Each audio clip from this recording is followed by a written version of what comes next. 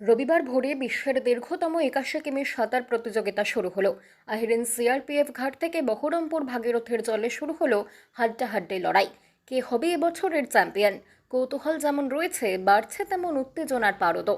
বিশ্বের প্রাচীনতম এবং দীর্ঘতম ওপেন ওয়াটার সুইমিং চ্যাম্পিয়নশিপ এবছর ৭৯তম বর্ষে পা দিয়েছে।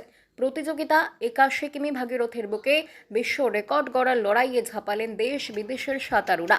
অতীতে এই প্রতিযোগিতায় নেমেই ইংলিশ চ্যানেলের প্রস্তুতি নিয়েছিলেন বুলা চৌধুরী, সায়নী দাসরা।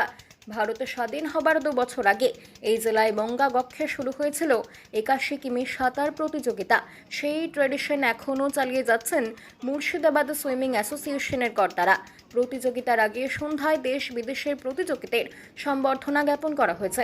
শনিবার মুর্শিদাবাদ সুইমিং অ্যাসোসিয়েশনের উদ্যোগে প্রতিযোগীদের সম্বর্ধনা জানানো হয় মহা সমারোহে। প্রতিযোগিতায় অংশ নিচ্ছেন দেশ বিদেশের অসংখ্য প্রতিযোগী। সুদূর Spain, Belgium, Bangladesh, Dubai, Indonesia থেকে প্রতিযোগিতায় এসেছেন। এছাড়াও দেশের বিভিন্ন রাজ্য থেকে এবং পশ্চিমবঙ্গের বিভিন্ন প্রান্ত থেকে সাঁতারুরা এসেছেন।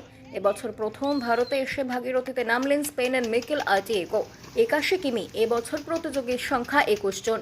৮১ কিমি এবার দুবার জয়ের খেতাব রয়েছে বর্ধমানের প্রত্যয়ে। ২০২৫ উদ্যমের সঙ্গে অংশ নিয়েছেন তিনি। মাত্র কয়েক ঘন্টার অপেক্ষা, তারপরেই ৭৯তম বিশ্বের দীর্ঘতম সাঁতার প্রতিযোগিতার প্রথম স্থান সাক্ষী থাকবে গোটা বিশ্ব। রোমাঞ্চকর অভিজ্ঞতার অপেক্ষা।